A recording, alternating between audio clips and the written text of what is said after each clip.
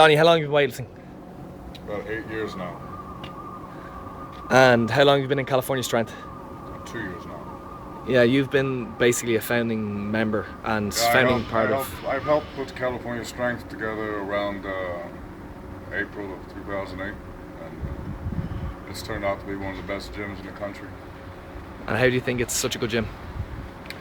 You know, we got great equipment, we got great coaches, we got a lot of good teammates, a lot of knowledge flowing around here.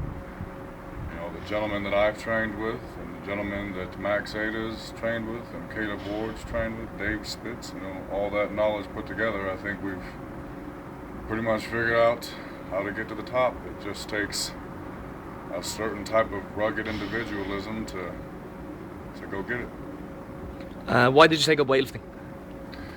I took up weightlifting when I was in the war in Iraq. I was sitting around on the internet one day and I came across this webpage, I forget its name, but a gym called Mike's Gym in Bonsall, California popped up, and I said, well, hell, that's right next to the base. I'd like to go check that out when I get back. And when I got back to California, I knew I could be good at it, you know. I saw some videos and didn't really know what a snatch was up until that time. Kind of knew what a clean and jerk was, but I saw some videos and I said, man, I think I could be pretty good at that. So I actually wanted to stay in the Marine Corps because I did like the lifestyle. But I had a feeling that I could really go kick some serious ass in weightlifting, and I said, hell, let's give it a shot. And why are you still weightlifting? I know obviously you just said you're ambitious, but why do you think you've stuck at it for the amount of years you have? Because it's a challenge, you know, and it's just like the military. I went to the Marine Corps because I wanted the best, and I'm always, I guess, looking for a challenge. And the fact that I have yet gotten to who I believe I'm capable of lifting, you know, it intrigues me anymore, even though on a daily basis pardon my French, hate this fucking sport, but on the same token, I love it, you know. And I guess right now the main reason why I continue to lift because I know I got a lot more in me, and I'm going to prove that pretty soon. And I love to compete. What are your best what are your best competition lifts to date? Best competition lift is a 165 snatch. Practice is 173 snatch.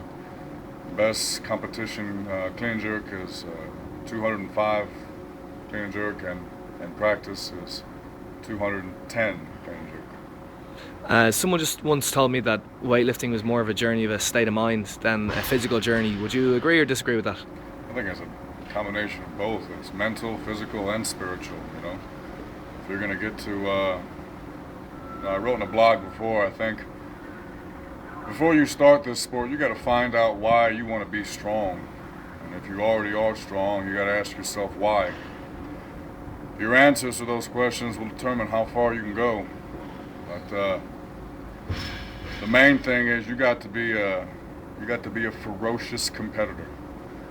The longer I stay in this sport, the more I realize the closer you get to the top, them sons of bitches are going to be at your heels to pull you down, but you got to kick them away, man. You got to fight. You got to fight with a certain tenacity. You got to pull on that bar like you're ripping off the head of a goddamn lion. You know what I mean? You got to. There ain't no ifs, ands, or buts about it, you know. So it's physical, it's mental, it's spiritual, and with a good support structure and the discipline to come in and train every day, which I think is the number one important thing for any young athlete. You got to have the discipline on the get-go to come train, not just listen to your coaches, but get your behind in the gym and practice your discipline, you know. You've had a few coaches at this stage. Who's been your favorite coach?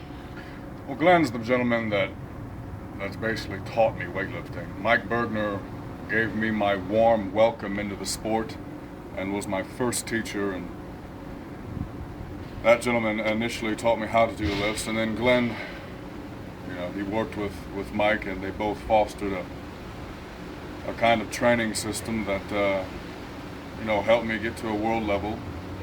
But I believe the gentleman that stands out most in my mind as a coach you want to lift for and you want to do well for was the gentleman moved out here to train with. His name was Ivan Abajev. And he taught me in the months that I was with him what it takes to get to the top.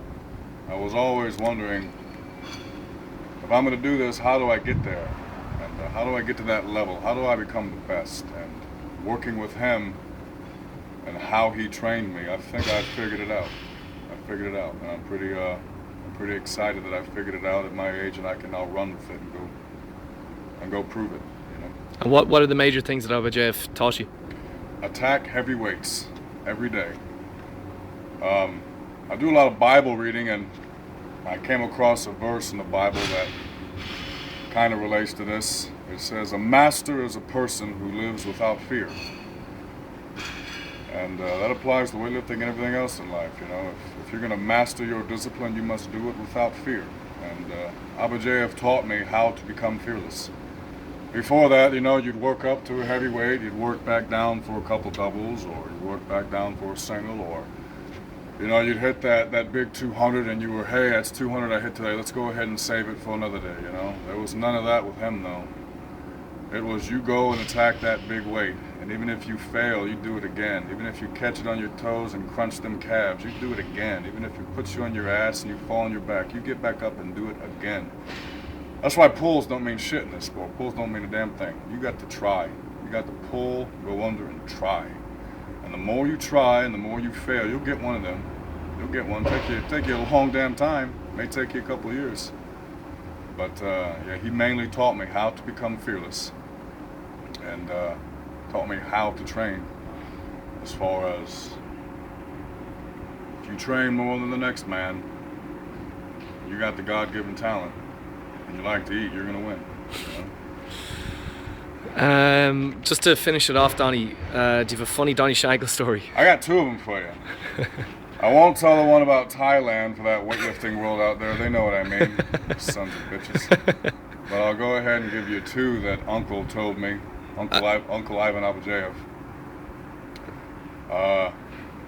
He told this to one of his lifters one day.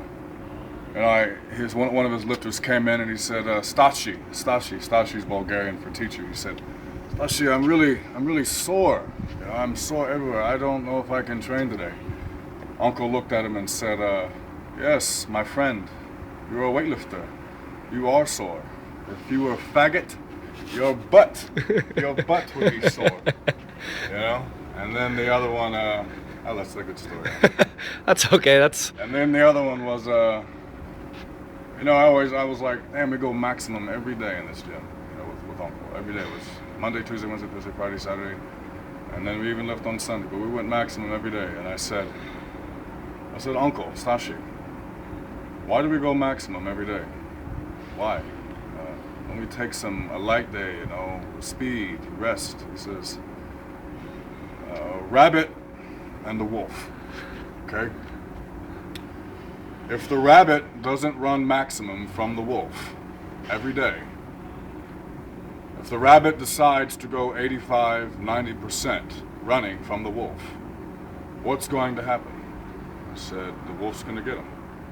He says, yes, my friend. If you don't want to be lunch, you go maximum every day. That's a beautiful note to leave it on, Donny. Thank you.